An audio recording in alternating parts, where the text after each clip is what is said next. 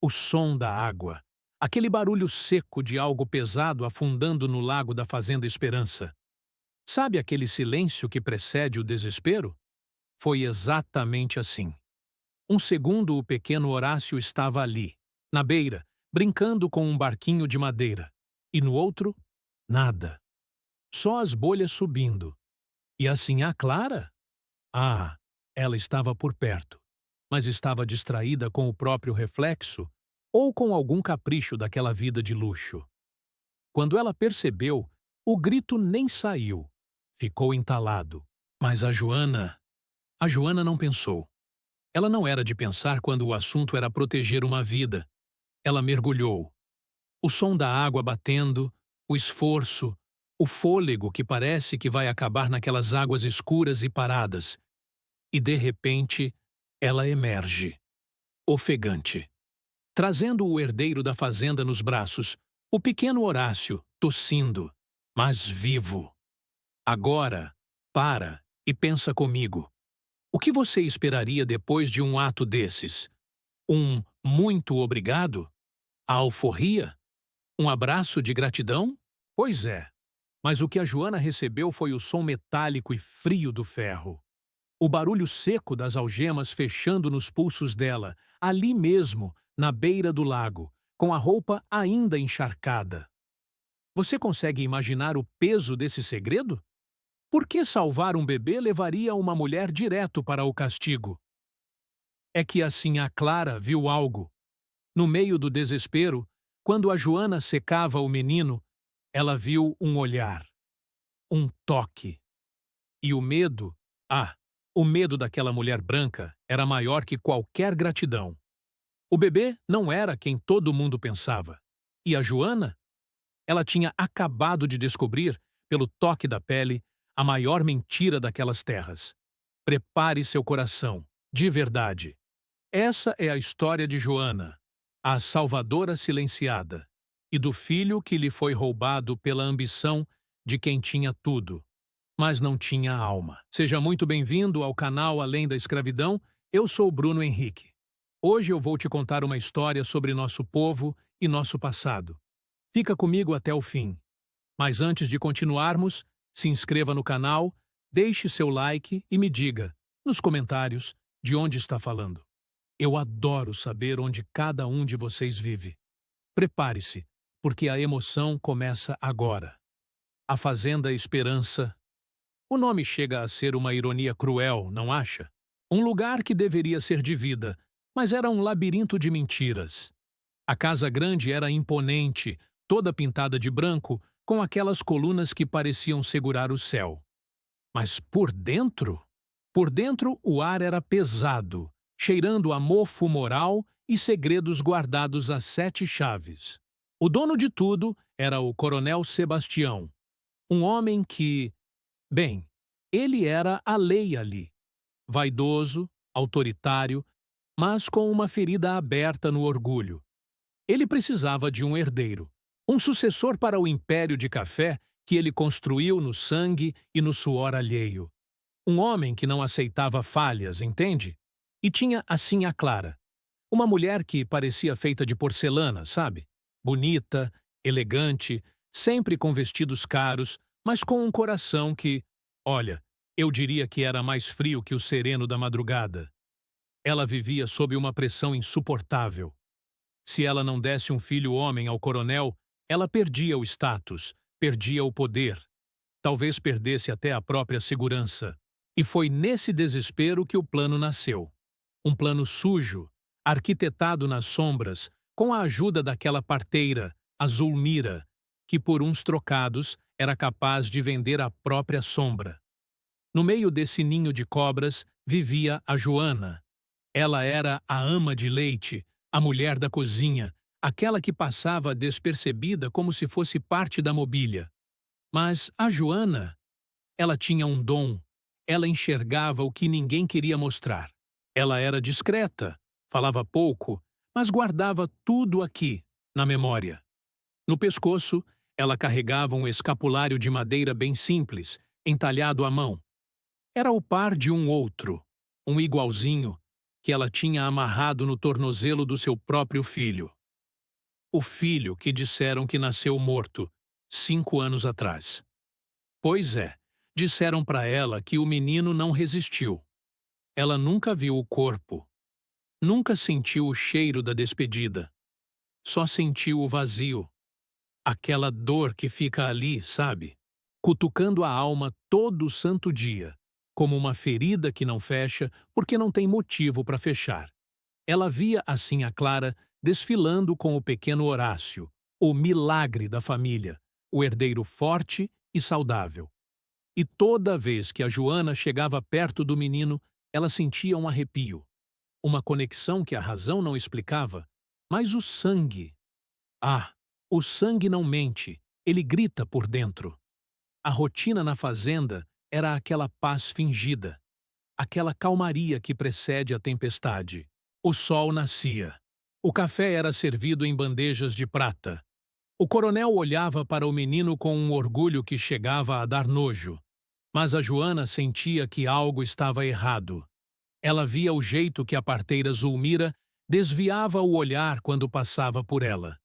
Ela via o pânico nos olhos da Sinhá Clara toda vez que o menino chorava e só se acalmava no colo da escrava. O cenário estava montado.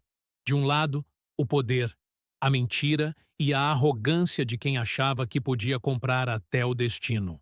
Do outro, uma mulher que não tinha nada, a não ser a verdade que ela ainda não sabia que possuía. O destino, sabe como é? Ele não dorme. Ele só espera o momento certo de cobrar a conta, com juros e correção. E o dia do acerto de contas começou exatamente ali, naquelas águas paradas do lago, onde o segredo mais podre da Fazenda Esperança começou a boiar. Sabe, tem dias que o destino parece que acorda com vontade de brincar de Deus. Naquela tarde, o sol da Fazenda Esperança não estava apenas quente, ele estava sufocante. Era aquele mormaço que gruda na pele, sabe? O tipo de dia em que até os pássaros ficam quietos, escondidos na sombra das mangueiras. A Joana estava ali perto do lago, lavando uns cestos, com o pensamento longe. Talvez estivesse pensando no filho que a vida, ou melhor, a maldade humana, tinha tirado dela 5 anos atrás. Ela vivia assim, num automático dolorido, entende? De repente, o silêncio foi cortado. Não foi um grito, foi um som, um tibum seco, um barulho de algo pesado rompendo a superfície da água. Joana olhou rápido. O barquinho de madeira do pequeno Horácio estava boiando sozinho, girando devagar. E o menino? O menino tinha sumido. Sumiu nas águas escuras, aquelas águas que não deixam a gente ver o fundo. O coração dela. Olha, eu imagino que o coração da Joana tenha parado por um segundo. Não era o filho dela, era o filho da patroa, o herdeiro do chicote que a castigava. Mas para uma mulher como Joana, uma vida é uma vida. Ela não pensou em cor, não pensou em senzala, não pensou em nada. Ela só correu. Ela mergulhou de roupa e tudo. A água estava gelada por baixo daquela crosta de calor. Um choque térmico que tiraria o fôlego de qualquer um. Ela tateou no escuro, no lodo, sentindo as plantas aquáticas prenderem nos seus braços. O pânico começou a subir, aquela falta de ar que queima o peito, e quando ela já achava que não ia dar, a mão dela tocou um tecido fino, o linho caro das roupas do herdeiro. Joana puxou com toda a força que a alma dela tinha. Ela emergiu explodindo, buscando o ar, trazendo aquele corpinho frágil contra o peito. O menino estava pálido, com os lábios roxos.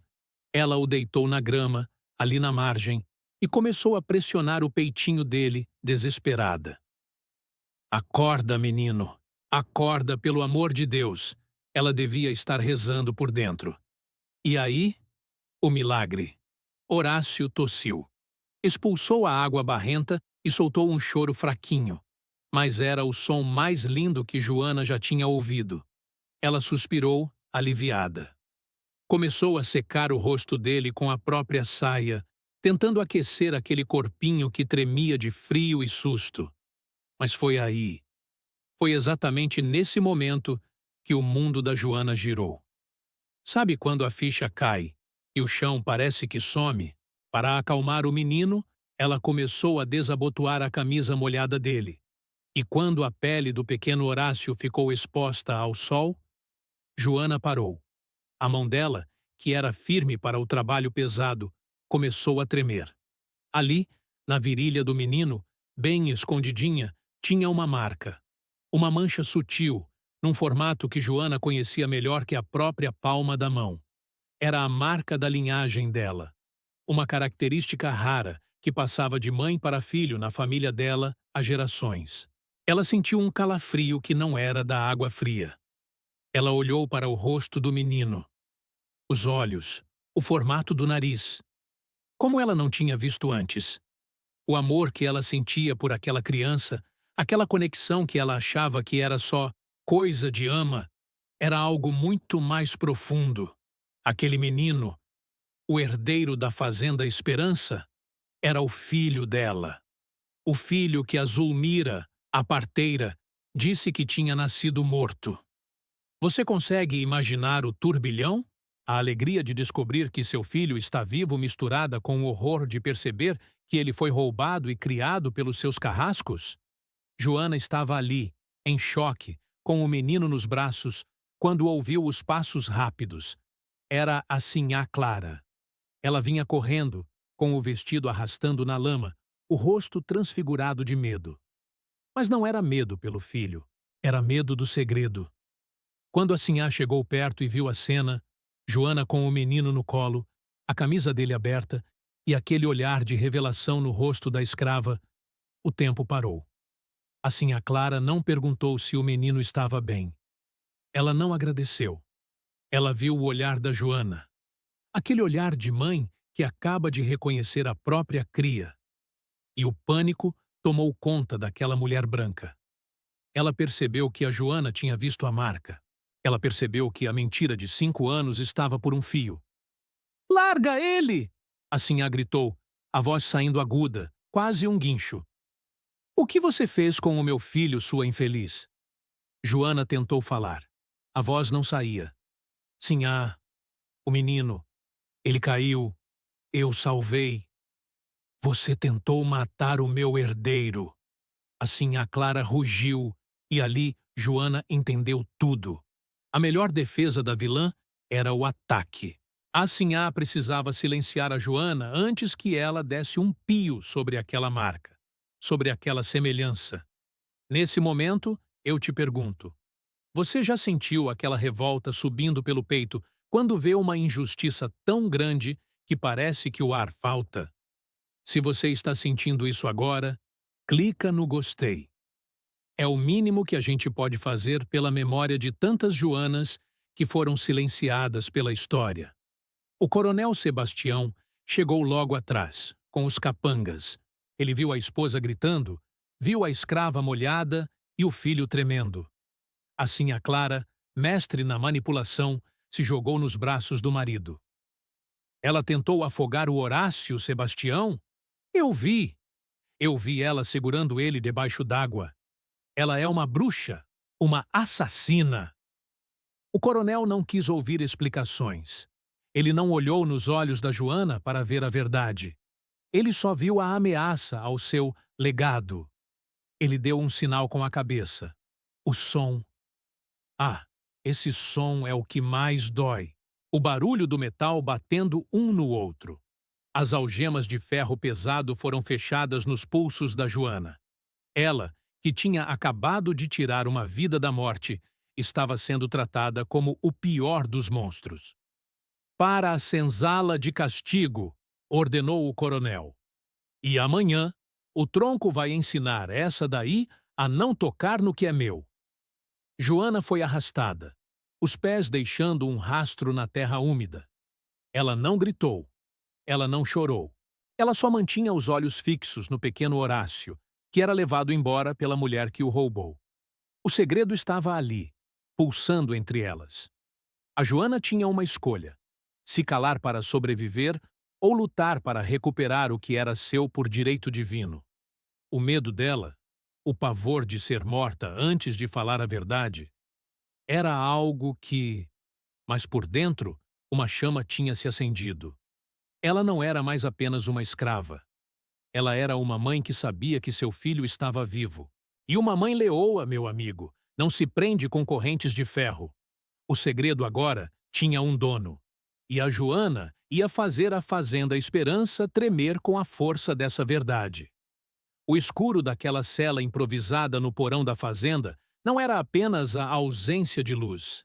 Era um peso. Sabe quando o ar parece que tem textura? Um cheiro de terra úmida, de mofo, e bem lá no fundo, o cheiro metálico do sangue seco. A Joana estava ali, encolhida, com os pulsos latejando por causa do ferro das algemas. Cada vez que ela se mexia, o som das correntes ecoava nas paredes de pedra como se fosse uma risada de deboche do destino. Mas, olha, por incrível que pareça, o corpo dela doía menos que a alma. Porque na cabeça dela, a imagem não saía. A manchinha na pele do pequeno Horácio. Aquele desenho perfeito, quase como uma pétala de flor, exatamente igual à que ela tinha na própria pele, escondida sob o pano da saia. Não era coincidência. Não podia ser. Deus não brinca desse jeito. A Joana fechava os olhos e via o rosto do bebê que tiraram dela 5 anos atrás. Ele morreu, Joana. Nasceu sem fôlego. Foi o que a Zulmira disse. Mas a Zulmira não olhou nos olhos dela quando falou. E agora? Agora a verdade estava ali, correndo pelos corredores da casa grande, vestindo seda e sendo chamado de herdeiro. Enquanto a Joana apodrecia no porão, lá em cima o clima era outro. Ou pelo menos tentava ser.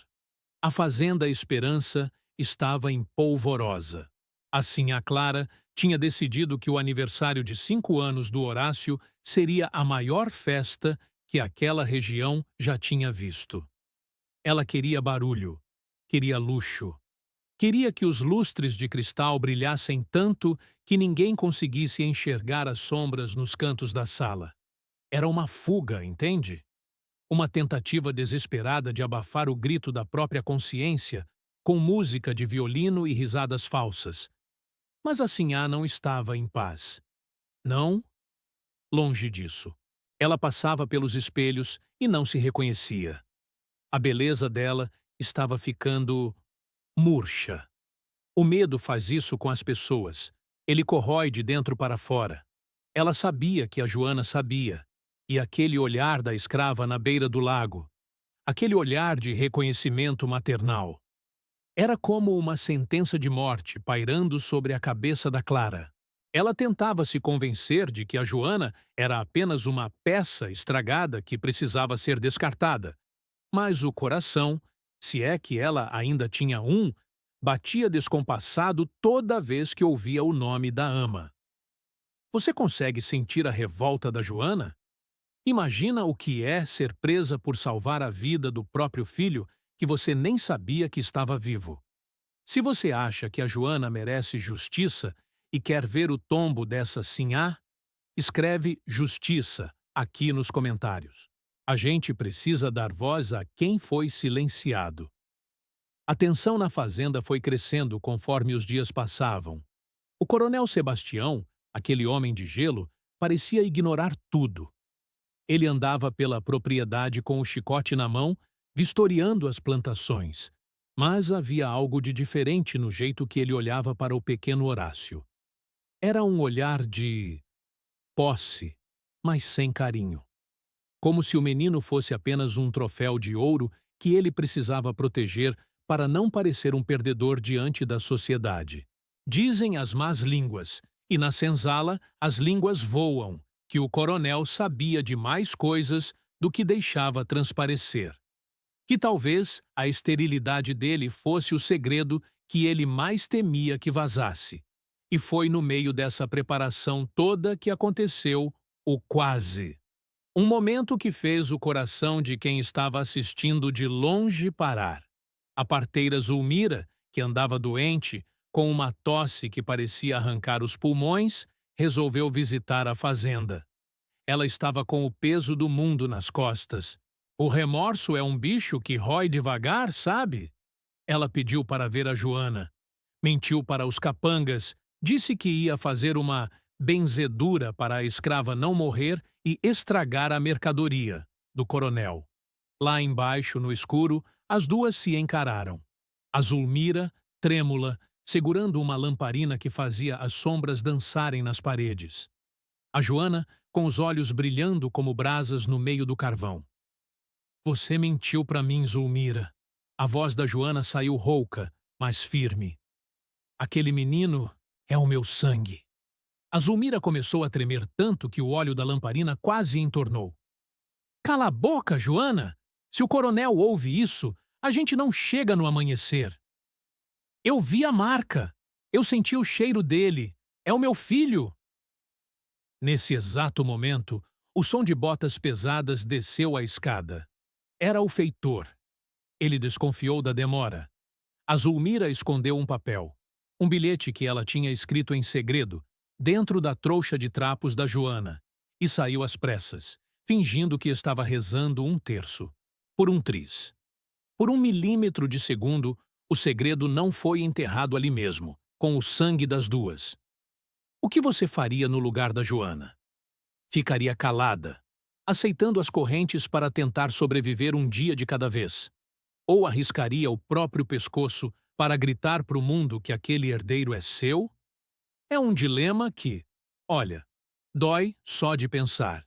Me conta aqui embaixo qual seria a sua escolha. A Joana, agora, tinha uma prova. Ou pelo menos, um aliado inesperado. A culpa da parteira. Ela não estava mais sozinha. Na senzala, a notícia de que a Joana tinha sido presa injustamente por salvar o menino correu como fogo em palha seca. Os outros escravos, que sempre respeitaram a Joana pelo seu silêncio e sua força, começaram a se organizar. Pequenos gestos, sabe? Um pedaço de pão escondido que chegava até o porão, uma informação sobre onde estavam as chaves, um aviso sobre o humor do coronel. A rede de resistência estava se formando. Eles sabiam que a festa de aniversário do Horácio seria o momento. O momento em que a elite estaria toda reunida, em que a guarda estaria relaxada pelo vinho e pela comida farta. A Joana passava as noites em claro, planejando. Ela não queria apenas fugir. Ela queria a verdade. Ela queria que cada pessoa naquela sala de jantar visse a podridão que se escondia por trás dos vestidos de seda da Sinhá Clara. A contagem regressiva começou. 3 dias para a festa. 2 dias. O som dos preparativos lá em cima, o arrastar de móveis, o cheiro dos assados, o ensaio dos músicos, chegava até o porão como um tambor de guerra. A Joana sentia que a liberdade estava perto, mas era uma liberdade que vinha com um preço alto. Ela sabia que depois que a verdade saísse da boca dela, nada mais seria igual. A Fazenda Esperança nunca mais faria jus ao nome. Histórias como a de Joana foram apagadas e distorcidas por muito tempo nos livros oficiais. Mas a memória do sangue é mais forte que a tinta do opressor. Se você quer que essas vozes continuem sendo ouvidas e que a verdade histórica apareça, se inscreve aqui no canal e compartilha esse vídeo. A gente só morre de verdade quando nossa história é esquecida. Na última noite antes da grande festa, o silêncio no porão foi quebrado por um rangido diferente. Não era o feitor. Era uma mão amiga. A porta se abriu apenas um fresta. Joana, é agora. A Zulmira não aguentou. Ela confessou tudo para o padre e deixou o documento com a gente. Vamos tirar você daqui. O coração da Joana deu um salto. Ela se levantou, as correntes pesando. Mas a alma já estava lá fora, correndo em direção ao filho. O palco estava montado. O vilão achava que ia celebrar uma herança, mas o que ele ia receber era o acerto de contas de uma vida inteira de mentiras. O salão da Fazenda Esperança estava um deslumbre. Você precisava ver, ou melhor, você precisava sentir o cheiro daquele lugar. Era uma mistura de perfume francês, caro, cera de assoalho e o aroma de centenas de doces finos que as escravas, as mesmas que não podiam provar nenhuma migalha, tinham passado noites preparando. Lustres de cristal pendiam do teto, fazendo a luz das velas dançar nas paredes como se fossem diamantes vivos. A elite da região estava toda lá. Homens de cartola, mulheres com vestidos de seda que faziam um barulho de shhh quando elas caminhavam. E no centro de tudo, o pequeno Horácio. O menino estava em cima de uma cadeira como um reizinho, cercado de presentes. Assim a Clara desfilava ao lado dele, com um sorriso que... Olha, se você não conhecesse a peça, diria que era a imagem da felicidade. Mas se você olhasse bem, bem no fundo dos olhos dela, veria uma névoa de pânico. Ela não parava de olhar para as portas. Ela não parava de ajeitar o colar de pérolas, como se ele estivesse sufocando ela. E o coronel Sebastião? Estava lá, com um copo de conhaque na mão, recebendo os cumprimentos pela linhagem forte do herdeiro. Mal sabia ele que o castelo de cartas estava prestes a voar. De repente, o som da música parou. Não foi uma parada ensaiada. Foi aquele silêncio súbito, sabe? Quando o músico perde o compasso porque viu algo que não deveria estar ali. As portas duplas do salão, aquelas imensas, de madeira nobre, foram escancaradas com um estrondo. E lá estava ela, a Joana. Mas não era a Joana que eles conheciam. Ela não estava curvada. Ela não estava com o olhar no chão. Ela estava suja, sim, com os pulsos marcados pelo ferro das algemas que ela tinha acabado de romper com a ajuda dos companheiros da senzala. Mas ela entrou naquele salão como se fosse a dona de tudo. O silêncio que se seguiu, meu Deus, dava para ouvir o pavio das velas queimando. O que é isso? Quem deixou essa negra entrar aqui? O coronel gritou, a voz saindo grossa, tentando recuperar o controle. Joana nem olhou para ele. O olhar dela estava cravado na Sinhá Clara. E a Clara? Ela ficou branca. Mais branca que o pó de arroz que cobria o rosto dela. Ela começou a tremer tanto que o leque caiu no chão. A festa acabou, Sinhá. A voz da Joana ecoou pelo salão. Não era um grito. Era uma sentença. A mentira que você plantou 5 anos atrás, ela deu frutos. E o fruto está ali, sentado naquela cadeira. Os convidados começaram a cochichar. O que ela está dizendo? Ela enlouqueceu? Mas a Joana caminhou até o centro do salão. Ela puxou do pescoço o escapulário de madeira, aquele que ela nunca tirava. Olhem para isso! Ela gritou para os convidados, erguendo a peça. Este escapulário foi entalhado pelo meu avô. São 2. Um está comigo. O outro eu amarrei no tornozelo do meu filho antes da Zulmira me dizer que ele tinha morrido. Mas ele não morreu, não é, Sinhá? A Clara tentou falar, mas só saía um som engasgado. Seguranças! Tirem essa mulher daqui! Ela é louca! Ela é uma bruxa! Mas ninguém se mexeu, porque nesse momento a porta se abriu de novo, e quem entrou foi a Zulmira, a parteira. Ela estava pálida, sendo amparada por 2 escravos da confiança da Joana. Ela estava morrendo. Dava para ver no rosto dela, mas o peso da culpa era o que mais a esmagava. É verdade, a Zulmira sussurrou, mas no silêncio do salão todo mundo ouviu. Eu troquei os bebês. O filho da Sinhá nasceu morto, e ela me deu ouro para pegar o filho da Joana. O coronel sabia que não podia ter filhos, e aceitou a farsa para não ser a piada da região. O choque. Você consegue imaginar o choque? Foi como se uma bomba tivesse explodido no meio daquela gente toda. O coronel Sebastião ficou estático, o copo de conhaque escorregando da mão e se estilhaçando no chão de mármore. A honra dele, a única coisa que ele amava, tinha acabado de virar pó na frente de todos os seus rivais e amigos. Joana caminhou até o pequeno Horácio. O menino olhava para ela com olhos curiosos, sem entender nada, mas sem medo. Ela chegou perto dele com uma doçura que fez as mulheres do salão chorarem. Ela desabotoou devagar o colete de veludo do menino. Se vocês não acreditam na palavra de uma escrava ou de uma parteira moribunda, Joana disse, olhando para a multidão, acreditem no sangue.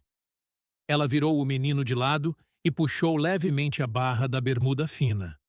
Lá estava. A marca de nascença. A pétala de flor, idêntica à que a Joana tinha no próprio corpo. Não havia mais como negar. Não havia mais como esconder. A catarse foi total. A sinhá Clara soltou um grito que não parecia humano. Um grito de derrota, de humilhação, de loucura. Ela avançou para cima da Joana, mas tropeçou no próprio vestido caro e caiu aos pés da mulher que ela tentou destruir. Ali, no chão, entre restos de comida e cristais quebrados, a rainha da Fazenda Esperança percebeu que tinha perdido tudo. O marido, o status e até o filho que ela achava que tinha comprado. O coronel Sebastião, ele não disse uma palavra. Ele viu os olhares de deboche dos outros fazendeiros. Ele viu o império de mentiras desmoronando.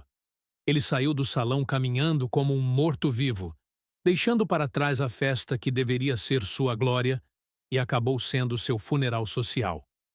Joana pegou o Horácio no colo. O menino, instintivamente, encostou a cabeça no ombro dela. Era o lugar dele. Sempre foi. A justiça não veio de um juiz, não veio de um tribunal. Veio da coragem de uma mãe que se recusou a ser enterrada viva. Naquela noite, a Fazenda Esperança finalmente conheceu o significado da palavra verdade. E a verdade, meu amigo, ela liberta, mas primeiro ela destrói quem vive da mentira. O que aconteceu depois? Bom, a gente sabe que o mundo dá voltas, mas naquela noite, na Fazenda Esperança, o mundo capotou. Sabe aquele silêncio que fica depois que um trovão muito forte cai bem perto da gente? Foi assim que o salão ficou. Os convidados, aquela gente fina que adorava um escândalo alheio, saíram de lá quase correndo, como se a mentira da Sinhá Clara fosse uma doença contagiosa. Em poucas horas, a fazenda mais rica da região se tornou o lugar mais solitário do mundo. A Sinhá Clara. Ah, o destino dela foi amargo, viu? É aquilo, né? Quem constrói a vida em cima de areia movediça, uma hora afunda. Ela perdeu tudo. O coronel Sebastião, movido por um ódio que era puro orgulho ferido, não quis mais ver a cara dela. Ele a expulsou da fazenda com a roupa do corpo. Aquela mulher que só andava de carruagem e vestia seda, terminou seus dias vagando por vilarejos distantes, falando sozinha, chamando por um filho que nunca foi dela. Dizem que, no fim, a mente dela se quebrou de vez. Ela via o pequeno Horácio em cada criança que passava na rua, e chorava. Chorava um pranto que não limpava a alma, porque o pecado dela era pesado demais. Foi o preço da arrogância. O preço de achar que se pode comprar o sagrado laço entre mãe e filho. E o coronel? Pois é. O coronel Sebastião descobriu que o dinheiro compra terra, compra gente, mas não compra respeito. A notícia de que ele era estéril e que tinha aceitado uma farsa para manter as aparências correu o estado todo. Ele virou piada nas rodas de conversa. O homem que se achava um deus agora não passava de um velho amargo, trancado numa casa imensa que cheirava a abandono. A Fazenda Esperança. Que nome maldito, né? Ela foi definhando. Os negócios minguaram. Os escravos, inspirados pela coragem da Joana, começaram a fugir ou a exigir o que era justo. O império dele ruiu como um castelo de cartas ao vento. Ele morreu sozinho, cercado por móveis caros e lembranças de uma vida de mentira. A parteira Zulmira não durou muito depois daquela noite.